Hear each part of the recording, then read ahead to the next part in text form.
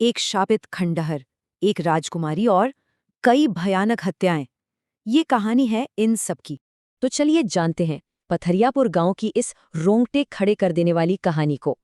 कहते थे कि उस खंडहर में राजकुमारी चंद्रलेखा की आत्मा भटकती है, जिसे हत्या के जुर्म में जिंदा जलाया गया था। लेकिन सुखिया नाम के किसान ने इन सब बातों को अंधविश्वास समझा, और यही उसकी सबसे बड़ी गलती थी।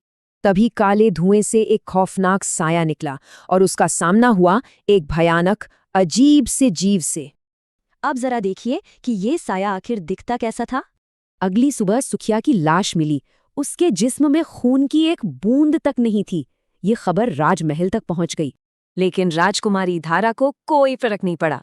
वो तो उसी जंगल में शिकार पर जाने की जिद करने लगी। वो एक ऐसे शेर के पीछे भागी जो सिर्फ उसे ही दिख रहा था, सीधे उन भुताह खंडहरों की तरफ।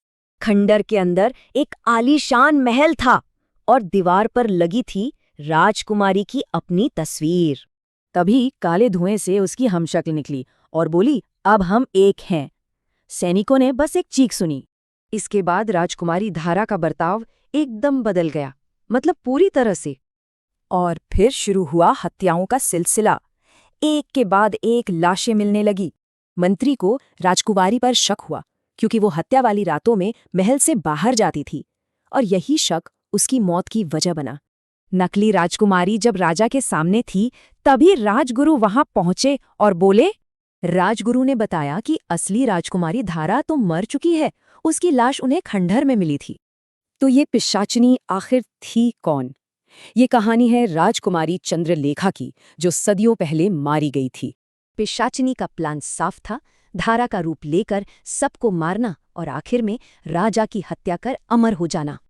बस फिर क्या था, राजगुरु ने अपने झोले से पवित्र भस्म निकाली और पिशाचिनी पर फेंक दी।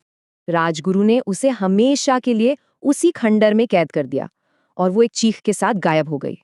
पिशाचिनी तो खत्म हो गई, पर राजा ने उस खंडर के आसपास के सभी गांवों को हमेशा के लिए खाली करवा दिया। बुराई तो कैद हो गई, पर उसकी कहानी आज भी जिंदा है। सोचिए, जब कोई कहानी इतनी डरावनी हो कि भुलाई ही ना जा सके।